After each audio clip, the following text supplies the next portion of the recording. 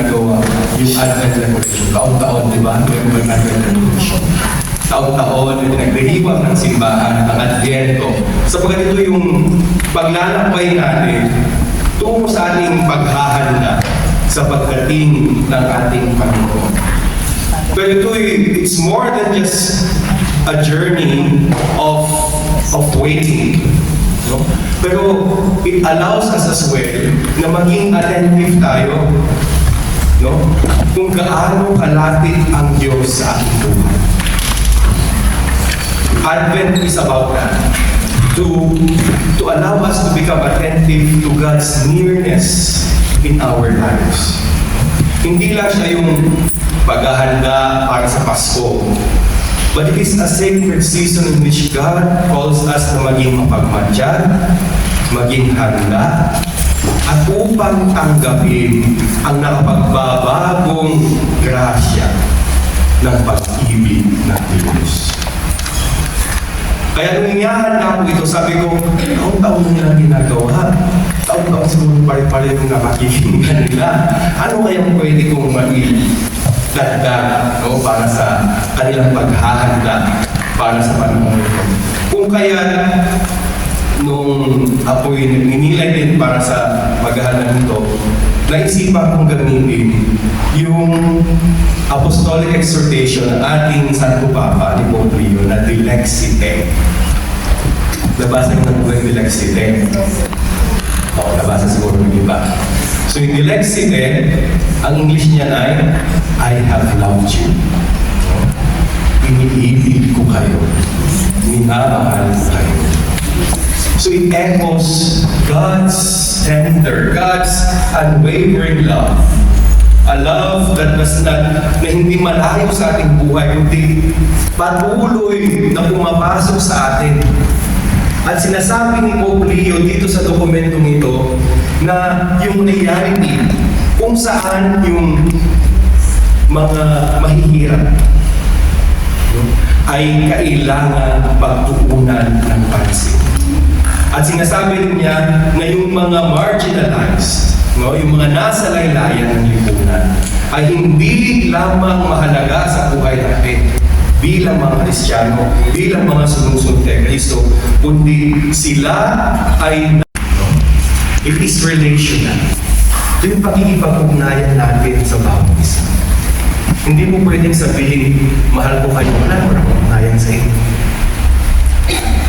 Dapat mayroong ugnay. It is always love is relational.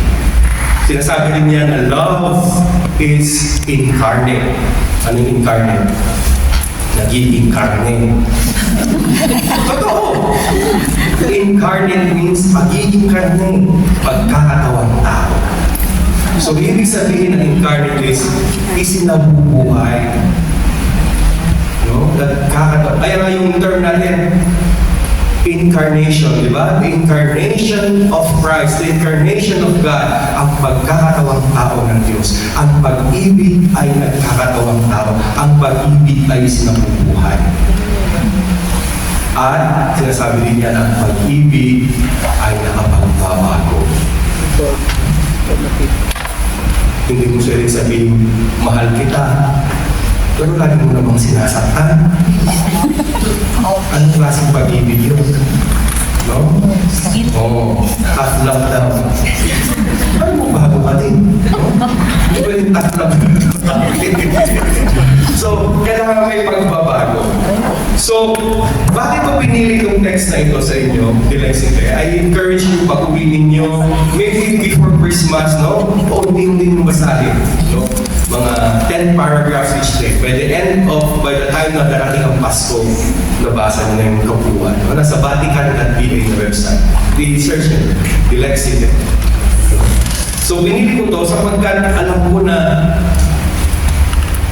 you understand deeply what it means to give without always being saved.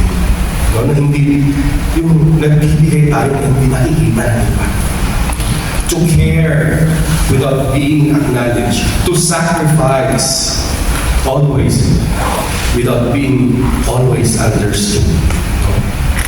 Kaya para sa akin, napakaganda nitong text na ito sapagkat it speaks into our very reality para sa ating lahat na tayong lahat ay mahal ng Diyos. And it is not just an idea, it is not just isang pangako lamang na hanggang pangako lang, kundi ito'y isang katotohanan na kasama na sa ating buhay. It is woven into the fabric of our life. Kung saan tayo ay kinatatag po ng Diyos kung nasaan man tayo. Kinatatag po ng Diyos tayo sa ating karughaan. Kinatatag po tayo ng Diyos sa ating kahirapan. Kinatatag po tayo ng Diyos sa ating kapaguran. Sa panahong tayo'y nananahimik tuwing tayo pag-ising natin sa umaga upang ihanda na naman ang ating sarili sa pagpapahal sa trabaho. In the hours when we are tending to the elderly or to children, sa ating nagkikipagtagpo sa atin ng Diyos, man tayo nalulungkot, tayo na-homesick, sa bawat sakripisyong ating ginagawa sa ating buhay, tayo tinatagpo ng Diyos. At ang panahon ng Advento, the season of Advent, that invites us to recognize this love, and allow it to change how we see ourselves, how we see our work, and how we see our purpose in life. Kasi nakikita doon sa Dilexide kung gaano pinahahalagahan ng Diyos ang bawat isa. Na ang bawat isa ay may purpose. Kung mapagbasa mo ng Dilexide, sasabihin niya doon na sa pamamagitan ng mga dukha, makikita natin ang Diyos. Ang ibig sabihin, kung tayo dukha, sa pamamagitan ko, nakikita din sa akin ang Diyos. Kung kahit magandang pagnilayan natin ngayong panahon ng Advento, kung paano nagkatawang tao ang Diyos sa pamamagitan din natin. So, let us ground ourselves in a core truth of the Scripture and Christian tradition. Sinasabi sa Dilexide, sinasabi sa mga dokumento ng ating simbahan na ang Diyos has a preferential option for the poor. Preferential love, may natatanging pag-ibig sa mga mahihirap, sa mga mapakumbaba, sa mga nasa laylayan ng lipunan, those who are vulnerable, sa mga mahihina, sa mga hindi nakikita sa lipunan. And this doesn't mean that because they are deserving, but because God's heart naturally moves towards those who are burdened. Malapit ang Diyos sa mga mahihirapan, sa mga taong mabibigat ang mga daladala, sa mga taong nanganganin ang kanilang dignidad, those whose dignity is threatened. Sabi nga doon sa Exodo, nakikita ko yung kahirapan ng mga tao, naririnig ko ang kanilang sigaw, at naririnig ako upang sila'y aking iligtas. I have seen the affliction of my people, I have heard their cries, I have come down to deliver them. Tingnan niyo kung ano yung paggalaw ng Diyos. Diyan lang, napaka-iksing verse sa ating pagbasa, sa Exodo. It's very short. It's just 3 short sentences. Pero makikita niyo dyan sa 3 sentences niya kung paano gumalaw ang Diyos. Ang Diyos nakakakita. I have seen the affliction of my people. Ang Diyos nakaririnig. I have heard their cries.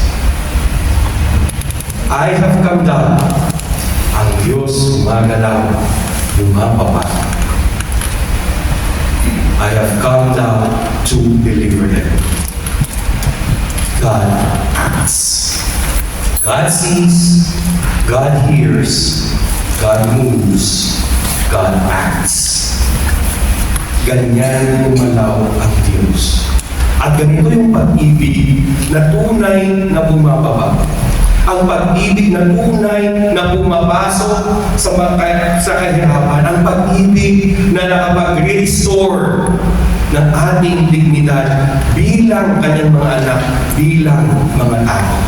At ito'y pinaranalan ni Pope Leo sa kanyang Lexigen. Sinabi niya na, on the wounded faces of the poor, we see the sufferings of the innocent, and therefore the suffering of Christ Himself.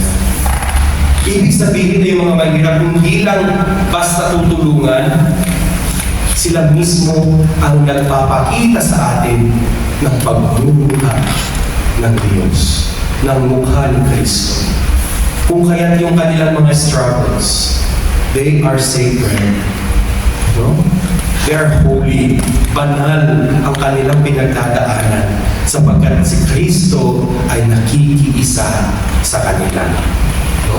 Doon sa pagkakatawang tao ng Diyos, hindi pinili ng Diyos na maging mayaman, di ba? Pumasok siya, pinanganak siya sa kaluhaan. He was raised in an ordinary town, hindi sa isang malaking city, hindi sa kagaya ng Hong Kong. And he immersed in daily labor. Kasi kung titingnan natin, mababasahin natin yung Biblia, ano yung mababasa natin? Pinanganak si Jesus hanggang sa siya ay nawala sa templo, di ba? Tapos wala na. Sumunod, nang siya ay mabinyagan na. So, anong nangyari in between? No? Pagkatapos na nawala sa templo, at siya nabinyagan, mga 20 plus years. Ano yung nangyari in those 20 plus years? Siyempre, nabuhay siya in an ordinary way. Nagtrabaho siya kasama ng kanyang ama. And because of this, the work of everyday people, especially the quiet work done in love, has immense value in God's eyes. Kung kaya tayo na nagtatrabaho, anuman yung trabaho natin, we participate in this sacred story. So, alam niyo ako ay, ewan ko kung narinig niyo na, no? Ako ay isa rin occupational therapist. Alam niyo occupational therapist? Ako. Oo. So, yung trabaho ko, nag-aalaga sa mga may kapansanan. No? Nung nasa China pa ako. So, ang trabaho ko araw-araw, ganito yung buhay ko araw-araw ha. Gumigising ako na alas 6 ng umaga. Siguro mas late ng konti sa inyo. No? Gumigising ako na alas 6 ng umaga. Magre-ready ako. 6:45, lalabas ako ng bahay para sumakay ng bus. Tapos mag-MTR. Magdadalawang oras yung biyahe ko bago kumarating sa trabaho ko. Oo. Kaya 6:45, 9 o'clock ang trabaho ko. Darating ako doon mga 8:30 ganyan. So, ihahanda ko yung aking titignan ko kung sino yung mga pasyenteng darating. So, mahahanda ko kung ano yung gagamitin yung mga aparato, no? Yung mga laruan. Kung depende kasi kung ano yung diagnosis nila, kung anong gagawin ko para sa kanila. So, ihahanda ko yung mga yung buong araw. Mula alas 9 ng umaga hanggang alas 5:30 ng hapon. Tapos pagkatapos nun, mag-notes pa ako. Susulat ko anong nangyari, anong ginawa, anong pagbabago, lalabas na ako ng office, ng clinic, mga alas 6, alas 6:30. Galing ko sa bahay, pasado alas 8. Magluluto ako ng aking hapunan. Kasi mag-isa na ako nakatira. Matutulog ako na alas 10, gigising na naman ako. Alas 6 na umaga. Araw-araw ganun ang aking ginagawa. Pero araw-araw hindi ko naisip na paulit-ulit na lang, ito na lang natin. Sapagkat nakikita, nare-recognize natin kung ano yung kahalagahan o ano yung purpose natin sa buhay. Gaano man kababa, gaano man kataas yung ginagawa natin o sa mata ng lipunan. Para sa Diyos, lahat yan mahalaga. para sa Diyos, nakikiisa pa rin siya sa atin. Although merong times na nabuboard ka na sa ulit-ulit yung ginagawa mo. Pero pag nagninilay tayo, pag tinitingnan natin yung ating sarili ng mas malalim, nakikita natin yung value ng ginagawa natin. At dahil sa atin, ay nagkakatawang tao ang Diyos. Na ipadadama natin sa iba ang pag-ibig ng Diyos. Kaya huwag niyong sabihin na yung inyong paglilingkod sa inyong kapwa ay ang inyong pagtatrabaho ngayon ay hindi paglilingkod. Isa ito malaking paglilingkod. Pag tayo nagtitindi dahil is tayo sa ating mga amo, may makikita rin natin ang pagtitindi ng Diyos sa atin. Diba? Totoo. Nakarelate kayo, ano? Oo. Kung kasi yan, di ba sabi ng Isaiah, nariyan ang Diyos na maging ama ng mga walang ama, tagapagtanggol ng mga balo, ay isang Diyos na naninirahan, na nananahan sa ating lahat. Kung titignan natin yan, siguro kung gagamitin natin yung isang para sa inyo, kasi kung naman kayo babae, is a mother to those who are motherless. Ganyan ang Diyos. Ganyan din kayo. Kung may alaga kayong mga bata, no? Wala yung mga magulang nila sa busy ng trabaho. Di kayo magulang nila sa mga oras na panahon na yan. Di parang kayo na rin ng Diyos. Tumatay ang Diyos para sa kanila. Kapag pinaglalaan mo niyo yung mga kapwa worker na inaabig, then you are also the presence of God sa kanila. Nananahan ang Diyos sa ating lahat. So, lahat nawa ay makita natin. God pays attention to the vulnerable. God sees those who are overlooked. God protects those who are alone. Kung kaya yung ating ginagawa, lahat ng ating ginagawa kabutihan ay nagpapakita ng pagkalinga ng Diyos. So, and one of the most powerful truths of our faith is that God does not overlook what society overlooks. Lahat nakikita ng Diyos. Hindi man nakikita ng pamayanan ng lipunan. But God sees the invisible. God honors the hidden. God blesses the ordinary. And He makes them holy. Pinipili ng Diyos ang mga nasa laylayan. And God's compassion dwells in the weary. God's presence accompanies those who walk alone. So, huwag natin isipin na yung mga ginagawa natin it's just a collection of tasks. Trabaho lang. But it's a living testimony. Pagsasaksi natin sa Diyos na gumagamit sa atin upang tayo maging kanyang mga kamay, maging kanyang mga puso, upang marinig niya ang sigaw ng mga naghihirap. And Advent invites us to become more aware of this truth, that God is already here. God is already in our work. God is already in our sacrifices. Malapit ang Diyos naghihintay sa atin na atin lang makilala kung gaano niya tayo pamahal, kung gaano tayo tinatawag, at kung gaano tayo pinalalakas sa ating buhay.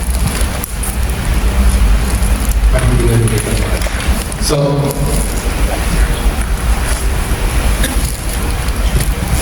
ganun. So, si Jesus, nakita natin na yung buhay niya, no? Kung siya nagkatawang tao, hindi siya hiwalay sa atin. Alam natin, he grew up in a poor home, he lived under political oppression, he worked with his hands, siya naging carpentero, he experienced hunger, he experienced rejection, He experienced misunderstanding. He experienced fatigue. He experienced sorrow. Kung kaya tayo na malayo sa ating mga pamilya, alam ng Diyos, sinasabi niya sa akin, alam ko kung ano nasa puso dahil naranasan ko din yan. Alam ko kung ano nasa puso dahil naranasan ko din yan. That is the beauty of the mystery of incarnation. Dahil sa pagkakatawag-tawag ni Jesus, nag-iisa siya sa buhay natin. Hindi siya separate sa atin na naintindihan ko, pero hindi ko naman nararamdaman. Diba? Kapag merong, for example, nakipag-break up, no? Sa kanilang mga girlfriend, boyfriend, tapos tatabi sa'yo yung tatabi sa'yo yung sasabi mo, naiintindihan kita. Ano never naman nakapag-boyfriend yung isa? Ano mo maintindihan, di ba? Kung may experience ka ng heartbreak, di ba mas kung meron kang karanasan, mas nagiging credibility ka, di ba? Ganun yun. Hindi mo pwede masabi, I understand you. Kasi mo naman naranasan. Base lang naman sa naniginig mong marites. So, pero ganun si Jesus. Pero before Jesus preached, before He healed, before He performed miracles, most of His life, kaya nasabi ko, was spent in silence working in Nazareth. And in this quiet life, Jesus revealed that daily labor is holy. Hindi man natin nababasa sa Biblia kung anong ginawa ni Jesus sa mga panahon niya. Pero sa ating pananampalataya, ang lahat ng ginawa ni Jesus ay banal. So, ang ibig sabihin nun ay lahat ng ginagawa natin ay banal din. It's part of the same holiness that Jesus embraced in His own life. Kung kaya tanda natin na Christ does not meet us only here sa simbahan. Christ does not meet us only at the time na tayo nagdarasal, kung tayo nag-Bible study. But Christ meets us doon sa mga ordinaryong ginagawa natin sa araw-araw. Kaya nga sinasabi ni Pope Leo doon sa kanyang Lexicon, na ang pag-ibig ng Diyos ay hindi theoretical. That it must take shape in concrete acts. It does not simply say, I love you. Hindi lang sinasabi, I love you. Kundi ginagawa niya yung I love you na yan.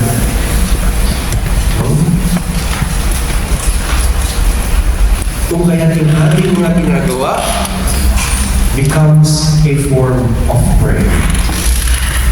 Yung ating mga ginagawa ay pagpapatuloy ng gawain ni Kristo sa mundo. Yung ating mga mabuting ginagawa ay nagpapakita ng presensya ng Diyos sa mundo ito. Lagi kung sana natin ikanay. Sabi nga itong dalawang mga santang nagngangalang Teresa, para sa Teresa, si Saint Teresa of Avila. Sabi niya, the smallest thing when done for love of God is priceless. Sabi naman ni Saint Teresa, our love does not look so much at the greatness of our actions or even at their difficulty as at the love with which we do them.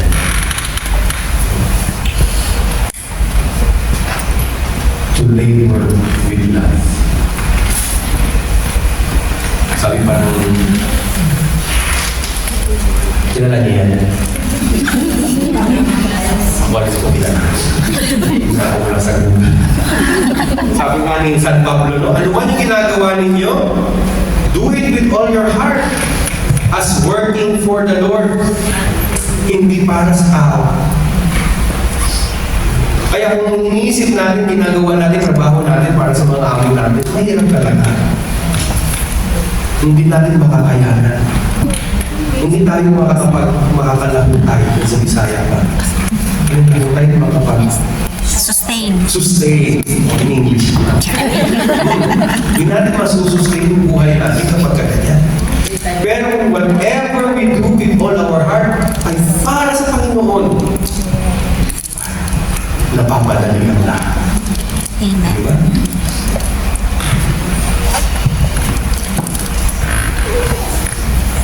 Sabi ni sa umpisa ng The Gospel of John, the Word became flesh and dwelt among us, full of grace and truth.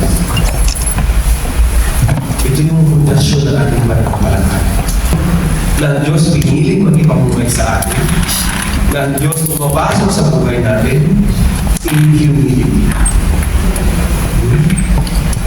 Kung kaya God dwells, Christ dwells kung saan tayo nagtatrabaho, kung saan tayo nagmamahal.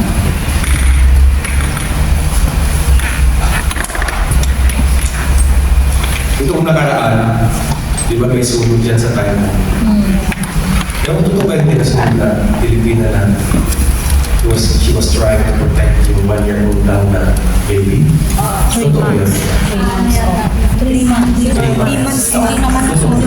Hindi niyo po. Pero totoo nangyari. Kasi minsan ako naniniwala sa mga nakikita ko sa internet. Kaya, chinecheck ko muna. So, kung titignan natin ngayon, yung kanyang paglilingkod, di ba? Kung merong pag-ibig sa ating ginagawa, hindi mo maiisip ang iyong sariling kaligtasan. Amen. Hindi mo maiisip yung sarili mo lang. Bakit niya? No? Why? Kung sa tingin niya sa trabaho niya, trabaho lang talaga. Gusto na ako na yung Ligtas ko yung sarili ko, di ba?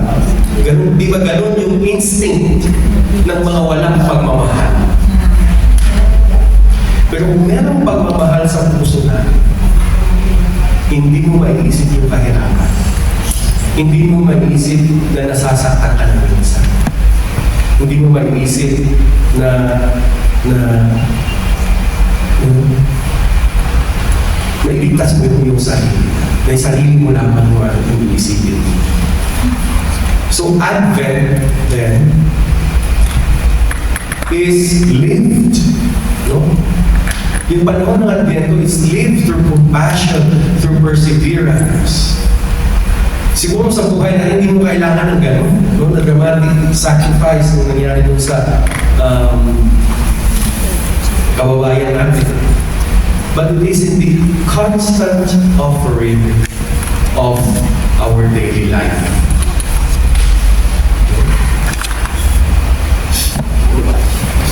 Ayan. Sabi rin sa Dilexite, sinasabi niya na ang pag-ibig ng Diyos ay hindi general daw, kundi it's deeply personal. That you are first a child of God. Bago pa man ang lahat, ikaw ay anak ng Diyos. Yun ang unang-una. And so therefore, you are not defined. We are not defined kung anong ginagawa natin. We are not defined by our job titles. We are not defined by what we do. But we are defined by God's love. Yun yung ating pagkakakilanlan na tayo ay mga anak ng Diyos. So yung ating dignidad bilang mga anak ng Diyos, yung ating dignidad bilang mga tao, ay hindi nanggagaling sa kung magkano kinikita natin buwan-buwan. Hindi nanggagaling sa mga achievement natin sa ating buhay. Hindi nanggagaling kung ilan na yung napatapos natin sa pag-aaral, ilan na yung, no? Kundi it comes from God na nagmamahal sa atin. It comes from God na lumikha sa atin.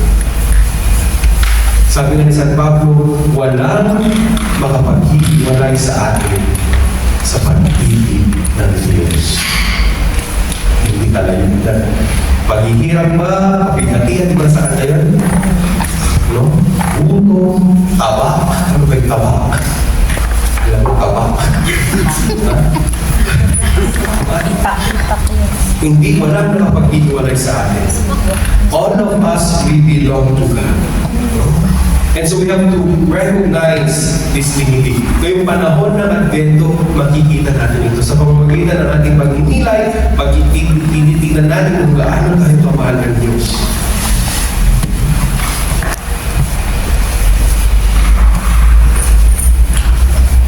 Ayan. Parang nawawala ako kung ano sinasabi ko wala na sa loob.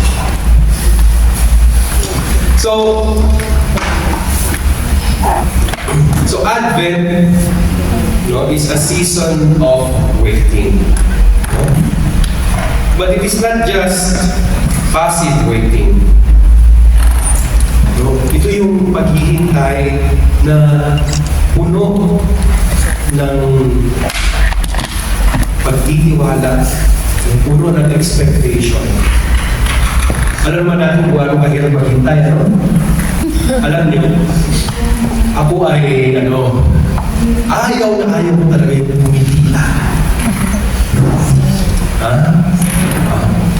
Naalala ko yan, bago ako ordained na deacon, kapag naging deacon ka na, sa amin, sa Puluban, pag naging deacon na, nagiging permanent member na ng Puluban.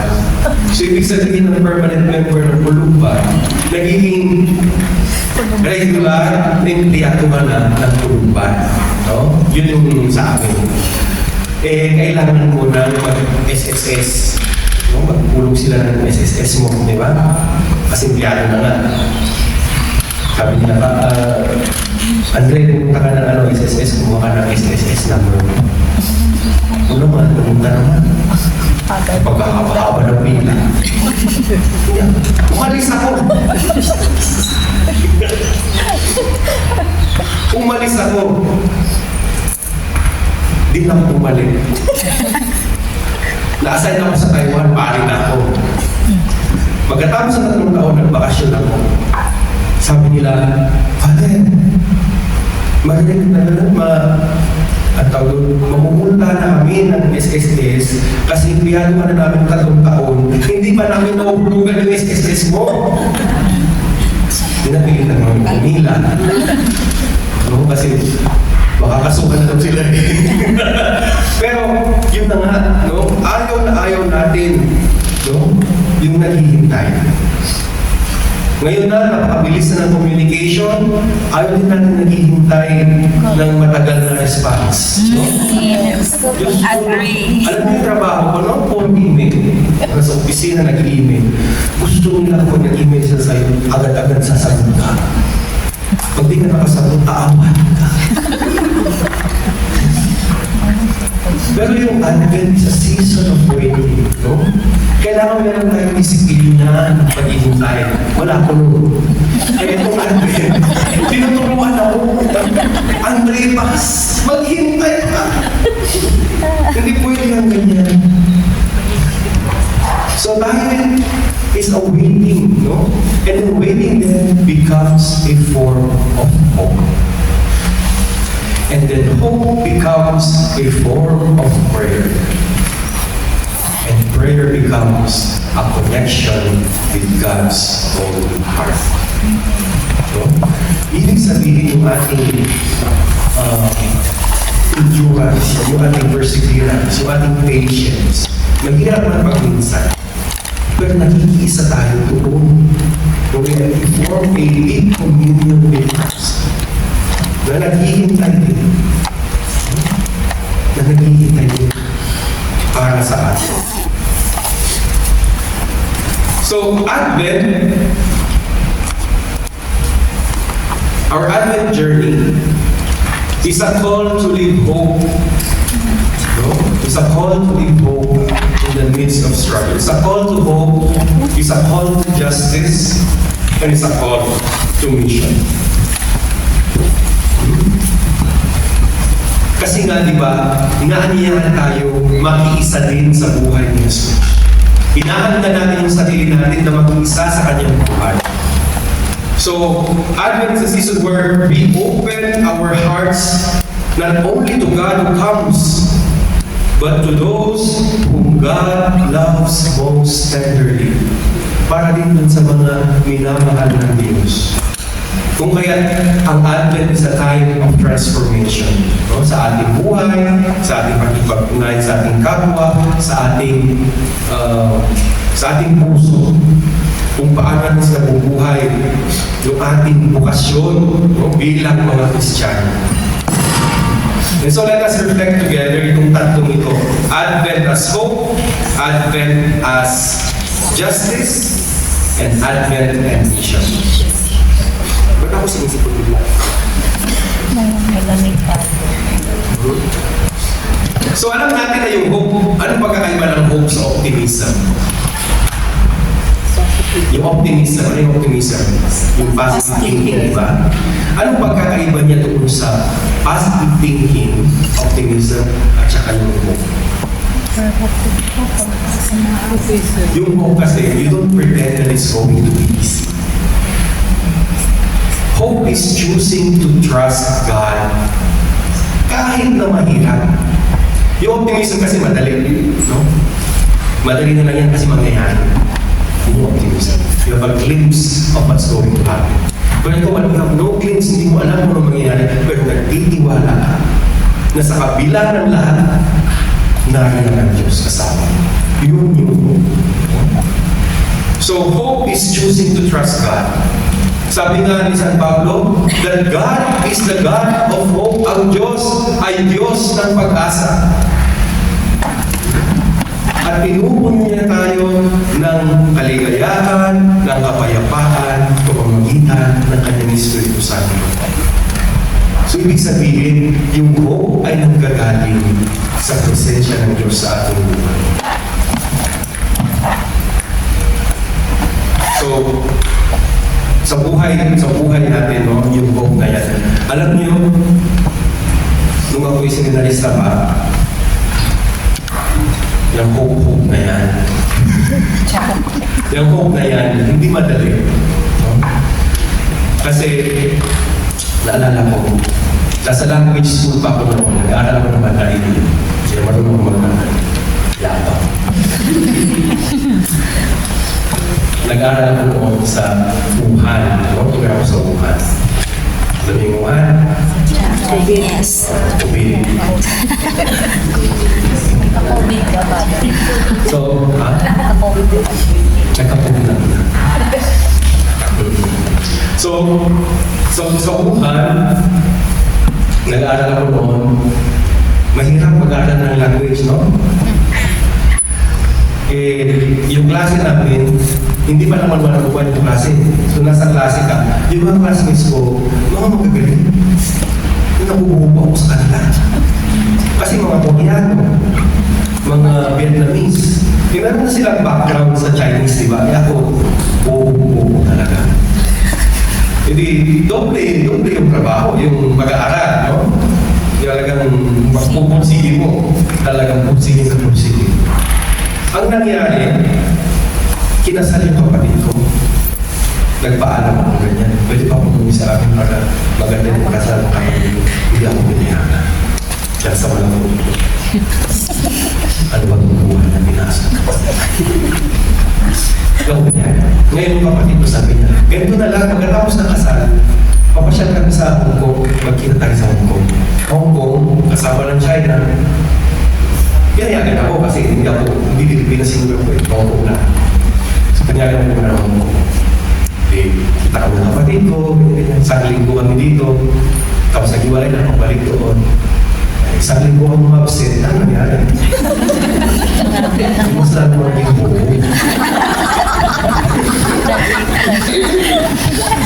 Wala na akong maintindihan. Dahil wala na akong maintindihan, ano ko na pumasok? Doon ko naranasan na siguro, kapag pala hindi ka nakakaintindi, nawawala ka ng gana. Ayaw mo na mag-aaral. Ganun siguro yung feeling ng mga ayaw mag-aaral. Pag nahihirap ako intindi, ayaw ko na.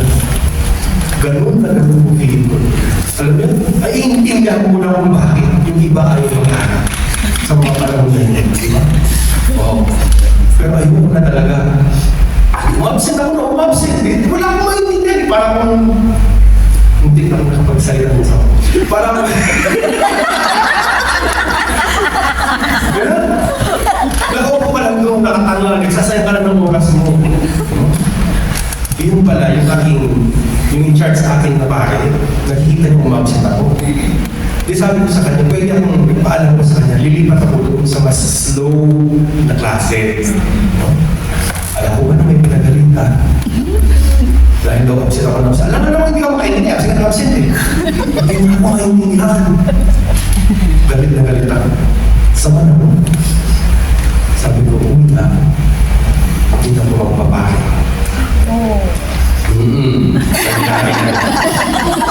Uwi na. Pero, ako natakot naman ako umuwi. Papagalitan din. Dahil, yung mga magulang ko, ayaw nila ako magpake. Ako yung nagpumilit. Ako yung naibigan. Uuwi akong luhaan, no? Na I was a failure, no? Sa sarili ko.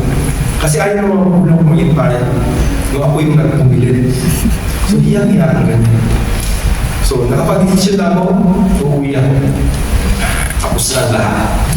Tumawag ngayon ako sa aking tatay. Sinabi ko sa tatay, uuwi na. Eh, hinihintay ko na yun. Sabi ko na yan.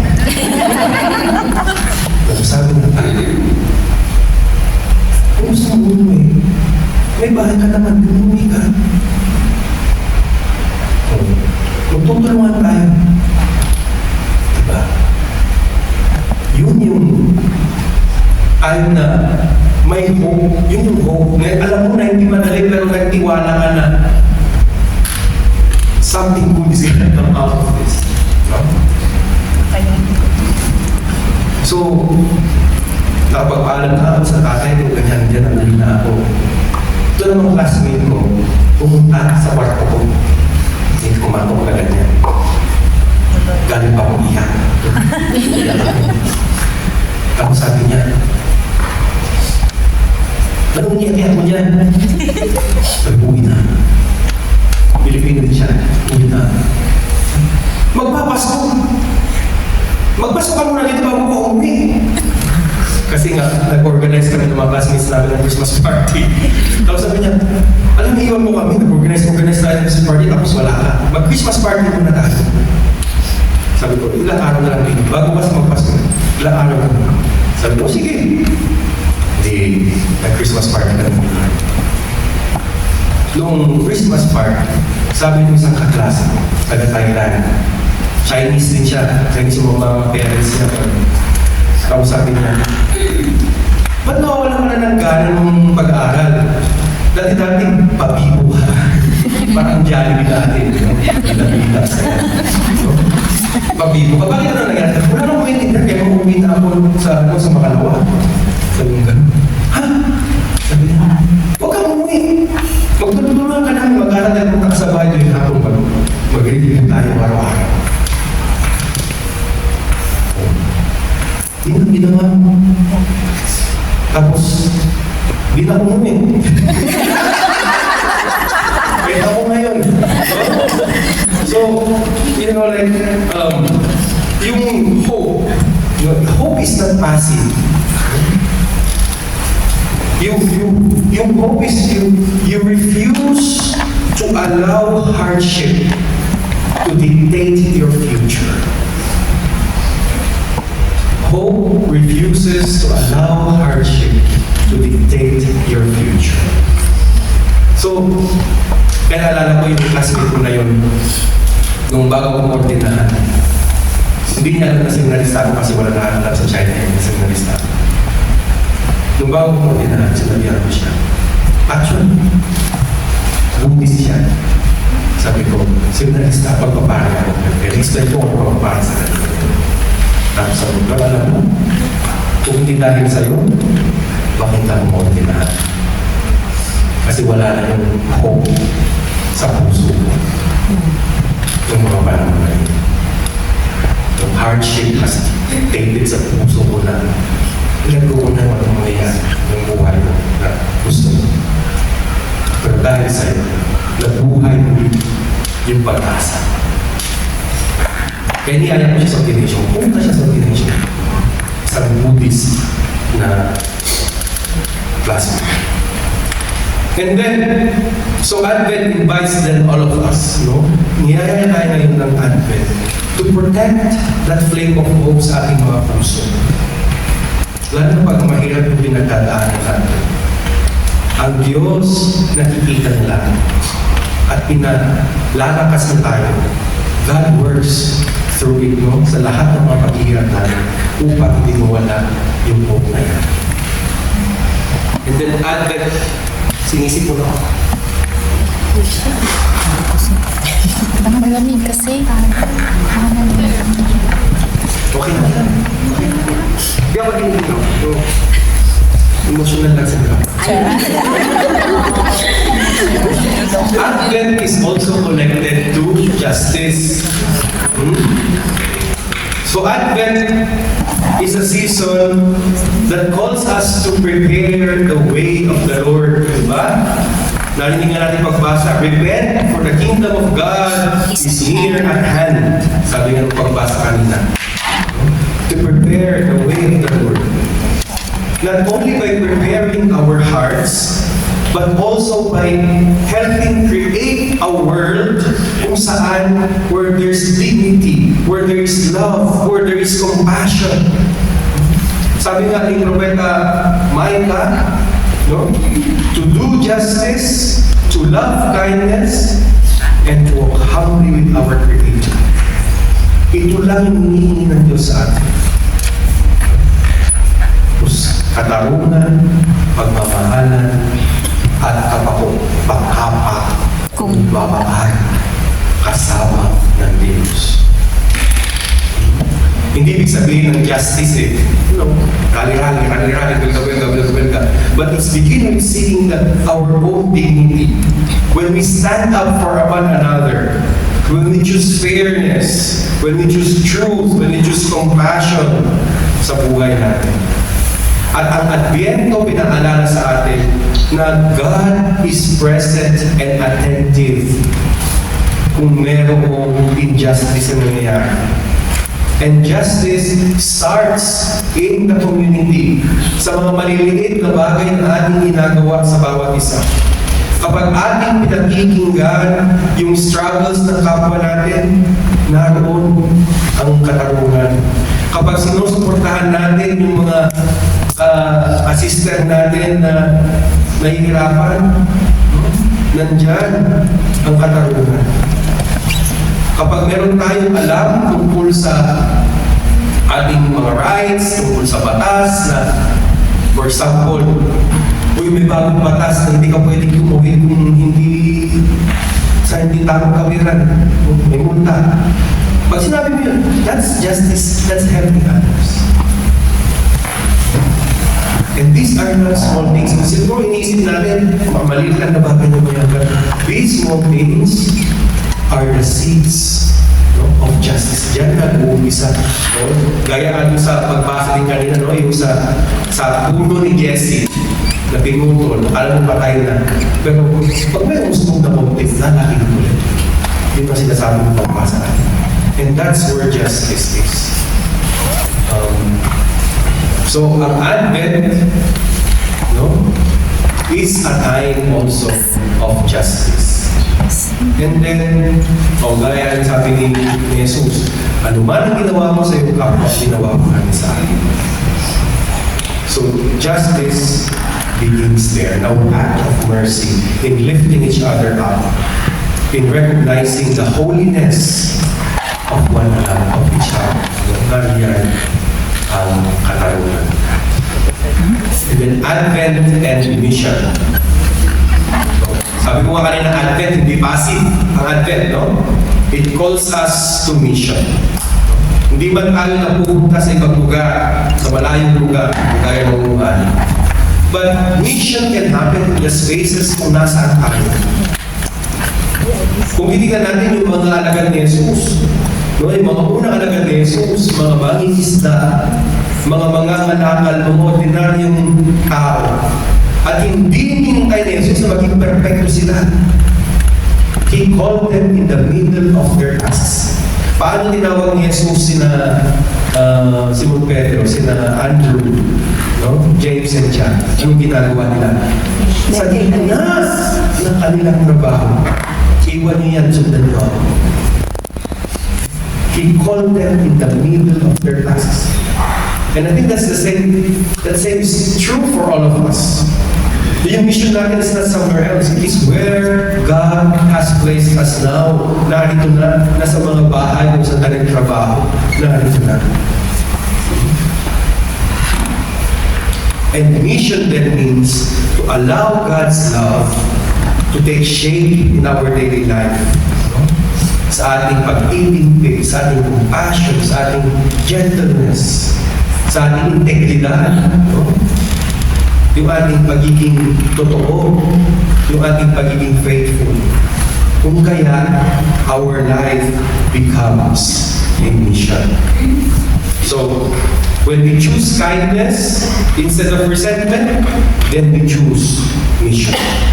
When we forgive instead of bitterness, kapag pinagdarasal natin yung ating employer na walang hiya, mission yun. That's mission. Kapag may katrabaho tayo, kasama natin sa bahay na Pilipina din, walang hiya din, pero pinakutangan mo pa rin, mission din yun. When we comfort someone in distress, when we stand firm in our duty, those are missionary acts. And because they reveal who Christ is in the world. Nagkakatawang tao si Jesus sa atin. Lalo na sa mga nangangailangan. Kung kaya, mga kapatid, kailangan natin maging vigilant lang. Ano ibig sabihin ng vigilant? Nakuha ko lang sa ito. Stay awake, alert. No? Pero, ang number 2 yung aking something that really attracted me. Letting nothing slip by. Walang pinalalampas. Ibig sabihin, we have to be really attentive. Na maging handa tayo na makita natin, ma-notice natin yung presensya ng Diyos sa mga ordinaryong nangyayari sa buhay natin. Di ba, alam naman natin yung the parable of the wise and the foolish virgins, no? Alala niyo? Hindi. Yung bridegroom darating. Yes. O may mga lampara. Yes. O yung isa, ubusan ng gas. O isa, alam niyo na. Pero dahil handa sila, may mga extra gas sila, nakapasok sila doon sa Room. sa salunan. May salunan? May salunan? Sa piging. Salunan. Sa handaan. Saluhan. Handaan. Sa piging. Ilocano kasi salunan. Iskaltok yan. Ponsyonan. So nakapasok sila. So, yung ating lahat ng ating mga ginagawa are ways of being ready. No? Of being ready. So, Jesus' parable about watchfulness, kailangan we have to remain awake to the needs of others. Maging sensitive tayo to the movement of grace within us. Huwag nating palampasin. Listen to the quiet voice of the Spirit. So yung vigilance natin, it helps us recognize opportunities for kindness, for forgiveness, for compassion every day. And when we pay attention, we begin to see that Christ is already there. Nariyan na sa Kristo. Sa ating pag-ibisalamuha, sa ating komunidad, at maging sa ating paghihirap. Isa sa magandang messages ng Dilexite is that God empowers those who feel overwhelmed. God lifts up those who walk through dark valleys. So yung ating kapaguran does not diminish our holiness. Yung ating kalungkutan doesn't lessen yung dignity natin. Our sacrifices are not unknown, do not go unnoticed by God.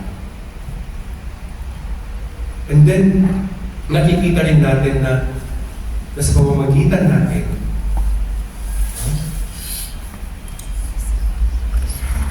gumagalaw ang Diyos. Sabi nga, the Spirit of the Lord is upon me. Because the Lord has anointed me to bring good news to the poor, to bind up the brokenhearted, to comfort all who mourn.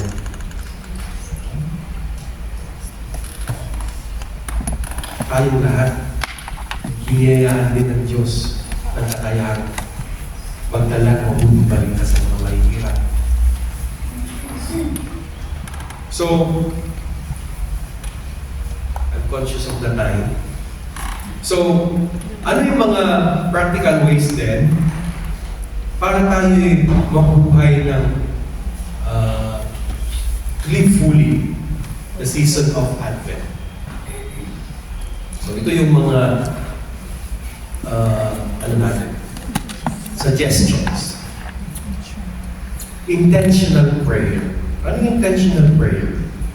Yung pag-aaral natin ng mga panalangin, habang tayo'y nagtatrabaho, hindi lang yung set aside time, no? At the end of the day, doon tayo nagkasa.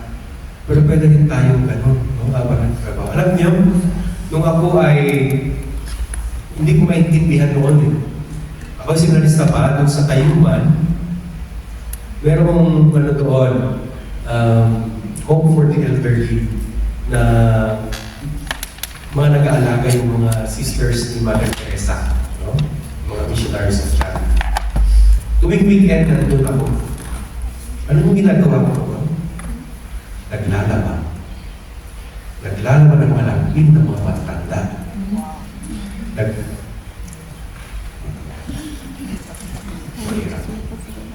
Nagsusugat yung dito dahil sa lakas ng Solomons.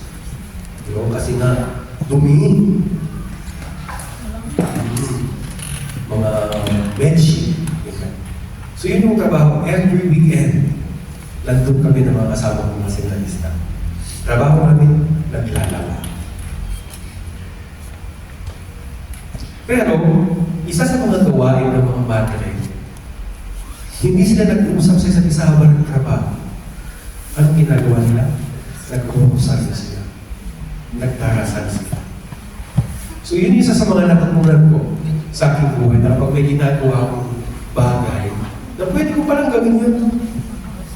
Noong una, hindi ko maintindihan. Sabi ko, ganun, Hilmer dyan. Yung malakas na pag nagdarasal kang gano'n, intentional yung prayer mo, no? Alam mo na yung ginagawa mo, hindi para sa Diyos. Hindi para sa Diyos. Nagmamasayo sila. So yun isa sa mga natutunan. Kaya ngayon kapag ako'y naglilinis ng kwarto, nagmamasayo na rin ako. Huwag nagmama, amen, grace, para na ako matay.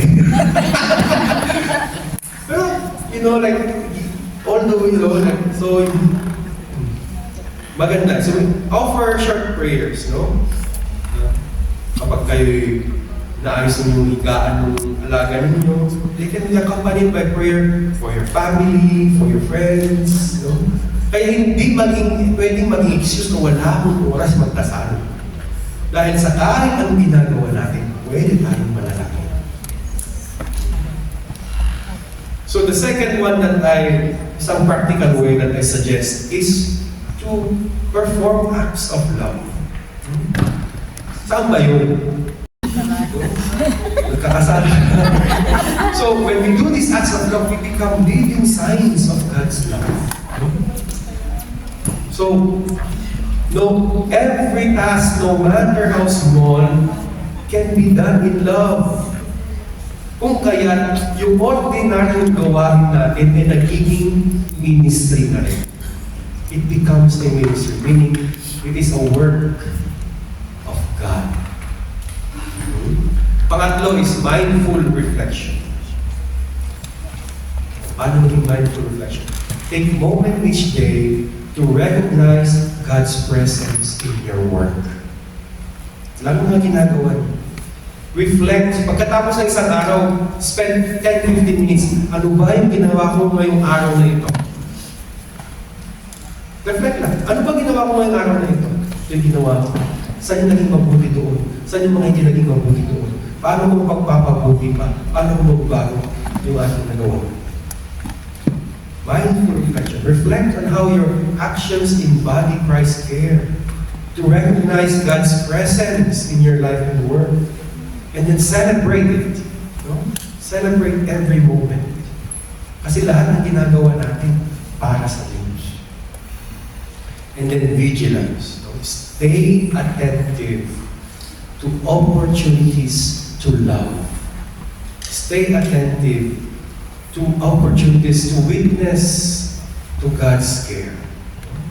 Na maging handa, na maging Girl Scout tayo laging handa. No? And then of course, solidarity and support. Support each other. Tayo na nga lang dito, hindi pa tayo matutulungan. Di ba? Parang imam.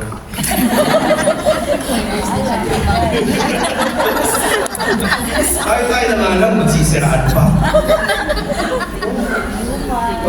We have to share encouragement. No? Create a community of prayer, create a community of care. No? And so by integrating these practices, yung Advent is no longer a season na on the calendar. It becomes a lived experience para sa ating lahat. A journey of holiness. No? Isang paglalakbay ng kabanalan. A journey of empowerment na tayo na nabibigyan ng kalakasan ng Diyos. So each prayer, each act of love, each moment of reflection, each gesture of solidarity allows God's light, no? Allows God's light to break into our ordinary routines. No? And then in this way, we live out the promise of Isaiah. In darkness, I've seen a great light.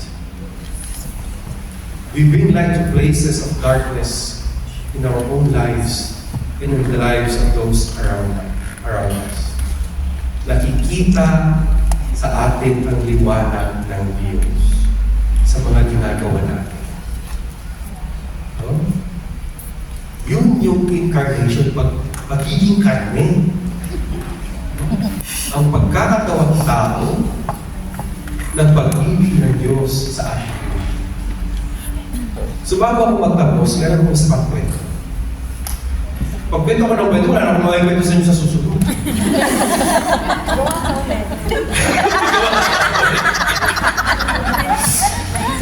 Nung ako'y nag-aaral mag-OT, no, occupational therapy, kasi hindi naman ako marunong. No? Kasi wala na akong background sa health science, no? Ano pinag-aaralan ko? Philosophy, theology. Ano man ako sa pag-aalaga ng mga may sakit? In a scientific way. No? So nag-aaral ako. Tapos, isa sa mga subjects ay anatomy. May katulong sa inyo yan? Ha? May katulong na? Hindi pa. Feel ko kasi sa dami ng mga pinagkukwento ko, may kwento ko. So, anatomy, human anatomy. Noong mga panahon na yung 30 plus na ako, so mahirap na mag-memorize. Yung pag mag-aral ka ng human anatomy, kailangan mong i-memorize ang bawat bahagi ng katawan ng tao. Lahat ng pangalan. Lahat ng pangalan ng mga ugat-ugat. Ang ano natin, ugat lang. Pero may mga pangalan pa rin ng ugat-ugat na yan. Isang maliit na ugat, may pangalan, may ugat doon, may pangalan. Ha? Maraming bumabagsak sa ako doon. Ngayon, sa university kung saan ako nag-aral, ang rule was, pag may bagsak kang dalawa, expel ka na sa program. Kaya ako naman mayabang nag-aral para mo magaling. No? Nag-aral naman ako. Binuhos ko lahat. Nagpuyat, nagsunod ng kilay, nag-aral, ganyan. Nag-exam, confident ako sa exam. Ang hirap nito, yung professor namin, ang passing grade is, di ba sa Pilipinas, 50%, no? 80. You score 80 para makapasa. Sa atin, di ba, pag nakuha mo yung kalahati, 75% yun, di ba, pag kalahati? Basta. Hindi, doon is 1:1. Kapag 70, di ba, pag 70 yung score mo out of 100, sa atin mataas na yun kasi more than half yun. No? 80 plus na yun, yung 1/3, 80%, 85% na yun. Iyon, 1:1, kung 50 yung nakuha mong score, 50 lang talaga yung grade mo. Yun ang lalabas dun sa card mo, 50. Kaya, confident ko nag-exam kasi feeling ko, nag-aaral ako mabuti. Na-memorize ko yung mga na-memorize ko. Nag-exam ako ganyan. Pag-exam ko, hirap pala.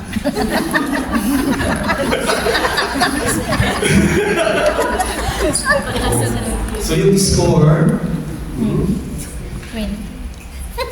out of 100, hulaan niyo, may pamasko sa akin yung mga kapila. 78, 78, 25. 49. Grabe. Wala. 40.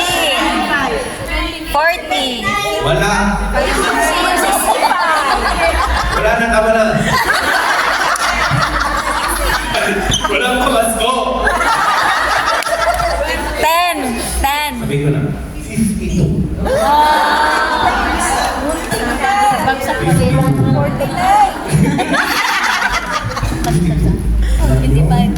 Umiyak talaga ako sa professor.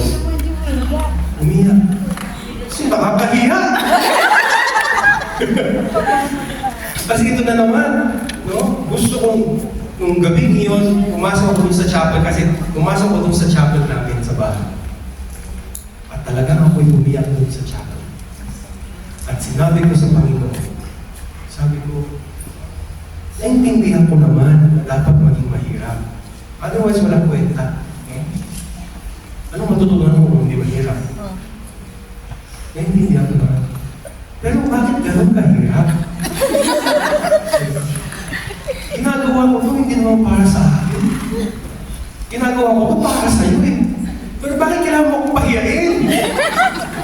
Ganun ang pag-ibag-usap mo sa Panginoon. Yung galing yun. Hindi mo pwedeng gawin mo mas padalin mo lang kahit kaunti yung kaya mo naman. Binigay ko naman ang lahat. So yun, I was really disappointed. Hanggang sa apoy na mahilig na ganyan. Tapos, bigyan ko naisip, susulatan ko yung aking professor. So nag-email ako sa professor ko. Sabi ko, ginawa ko lang natin makakaya, pero yun, nagkaroon lang natin makakaya. Sabi ng professor ko, okay, let's set a time, meet tayo, ganyan, pag-usapan natin. So, nag-meet kami ng professor. In-analyze niya kung anong nangyari. Sabi niya, meron ka examination anxiety. Wow. Kaso siya. Ano yun? Yun pala, kapag merong isang sagot, merong isang tanong na hindi mo alam ang sagot, nabablanko ka na sa lahat. Naisip. Na-block. Hindi, kapag meron kang isang may isang hindi mo alam yung sagot, yung mga susunod, kahit alam mo yung sagot, hindi mo na masagot. Ganun pala daw yung nangyari sa akin. Sabi niya, kasi in-analyze niya yung paano yung pattern ng exam. Kasi baka kasagot ka nito, tapos mayroong hindi sagot, 5 hindi mo masasagot. Tapos mayroong na naman masasagot, hindi mo masasagot, tapos another 6 hindi mo masasagot ng tama. So parang ganun daw yung nangyari. So, sabi niya, pag-usapan. So, ang ginawa niya, alam niya kung ganyan. 1 week bago ang susunod na exam, pupunta ka dito, tignan natin kung ano natutunan. Ino-oral exam niya ako na hindi graded. Nasasagot ko naman yung mga tanong niya. Sabi niya, nasasagot mo naman. Now, i-reflect mo na yan doon sa written exam. Pero dahil doon, naging mas confident na. Ang sabi kasi niya, pag hindi mo alam yung sagot, forget about it. Huwag mo nang balikan. Huwag mo nang isipin. Move to the next one. So, gano'n nangyari. So, mas relax ako nag-exam. Oh, yung aking 52, pagkatapos ng 4 na exam, bumasa naman. Maging 90 plus na nga.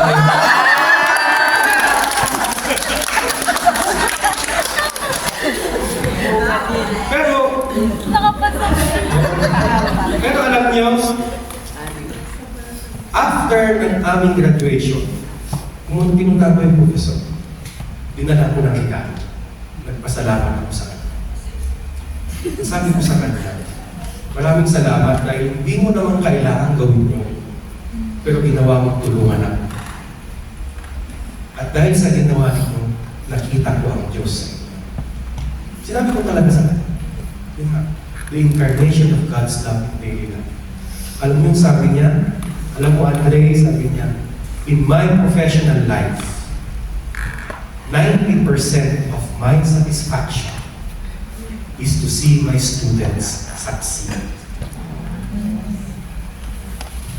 My professional satisfaction is to see my students succeed.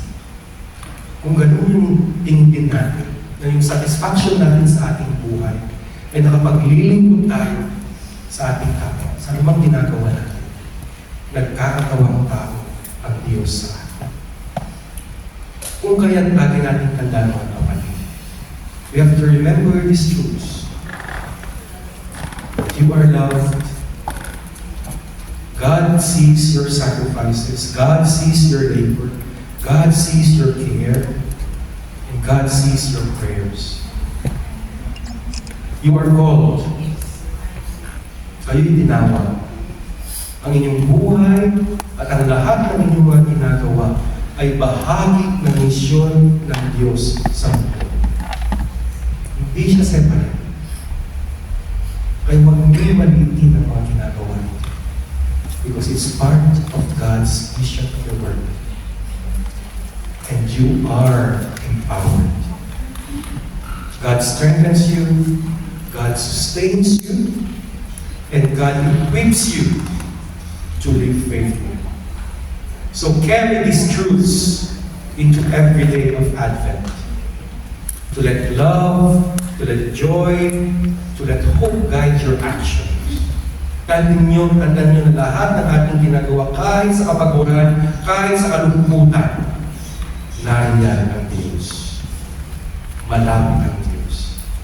At ang buhay ng bawat isa sa atin ay banal. Maraming salamat.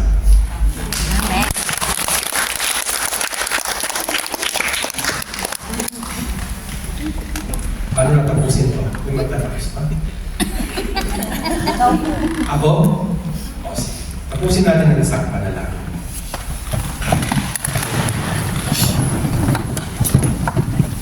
Panginoon, maraming salamat sa pagkakataon ito na kami po ay inyong tinipon bilang isang sambayanan upang kami makapagnilay tungkol sa Adbyento, sa aming paghihintay sa pagdating na iyong anak na si Jesus.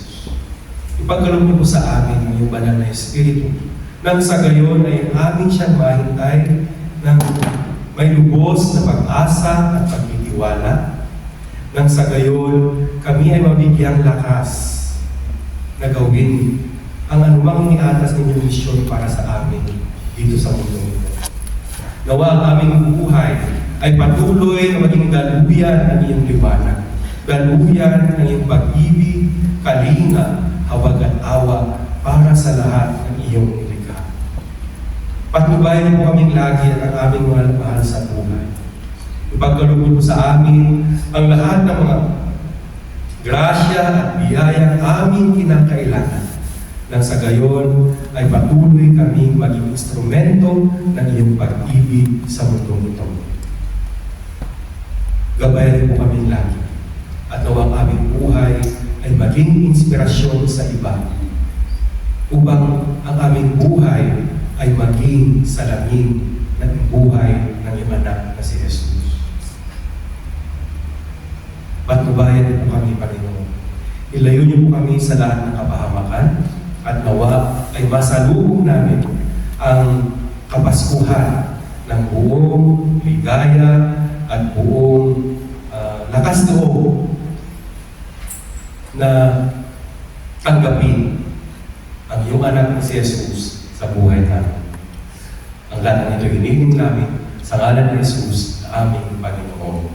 Amen. Sumainyo ang Panginoon At sumainyo rin. at pagpalain kayo ng mapagmahal na Diyos, Ama at Anak at Espiritu Santo. Amen. Maraming salamat po sa inyo. Thank